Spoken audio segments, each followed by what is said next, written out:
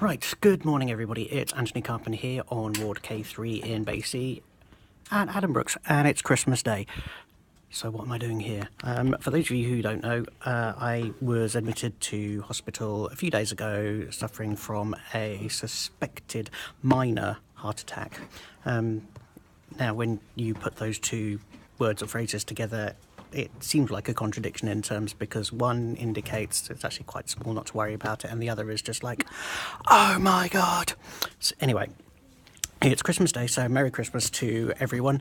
And first of all, thank you to everyone who sent kind messages on social media and everyone who has been around it to visit, especially my We Are Sound music collective crew, because they brought me this huge hamper full of yummy stuff, and then they went and, together with lots and lots of social media messages, put them all together on a couple of cards like this, and it's wonderful. So also we've had some various pieces of reading material brought in. So Alex and Inga brought me a copy of Private Eye full of spoof newspaper headlines, all to do with Santa, such as European celebrity and pre-Brexit bribe to UK children. Which is a Daily Telegraph. Daily Mail, smug foreigner fills British homes with plastic rubbish. I think mine was something along the lines of, what was it? European patron saint busts UK borders for the 2000th year in a row, or something like that. Daily Express is like, will hit man with heavy slate on roof affect house prices. Mirror, old man forced to take late night delivery job due to Brexit. What else? Now, other reading material. Informed Cities. Rob Grayston popped over to give this one to me, and what he didn't perhaps spot, which I think is quite cute, is on one of the tables, and Phil Worsfold, if you're out there, you'll remember this because we spent many a day dealing with this. The National Indicators for Local Authorities, a single set of 198 national indicators for English local governments. Me and Phil were working on the policy team in Whitehall, which were putting together those 198 national indicators. Then me and Phil and a few others then had to go out all over the country to sell this concept to local authorities all over the place. And I remember being stumped by one question which was put by my old workmates at the East of England office in Cambridge, which was all around sustainability, and it was just like, I agree with you, but the government's line is something slightly different.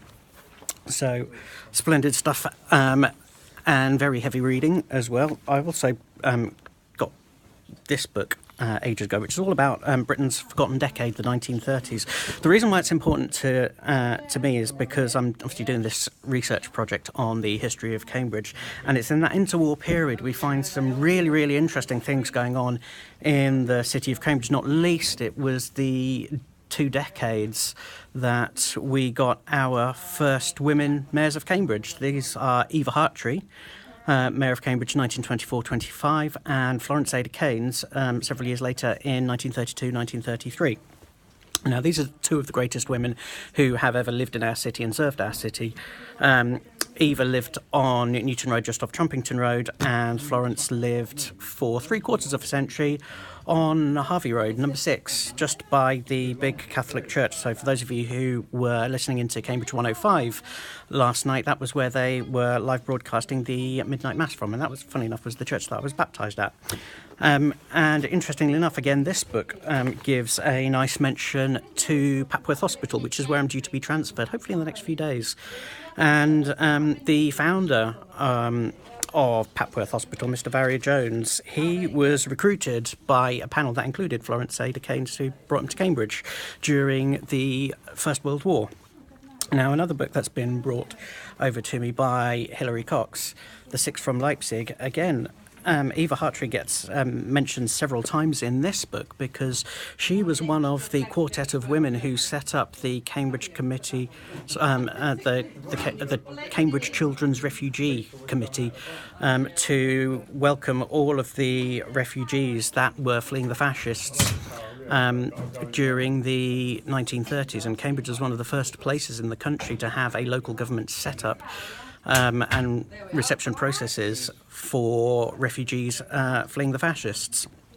And funnily enough, two of our greatest daughters of Cambridge, Leah Manning and Frida Stewart, later Frida Knight, would actually go back the other way to rescue children who were, again, fleeing the fascists from Spain. So I'll leave it there because I do believe I'm about to have various things change. So I'll speak to you soon. Toodaloo.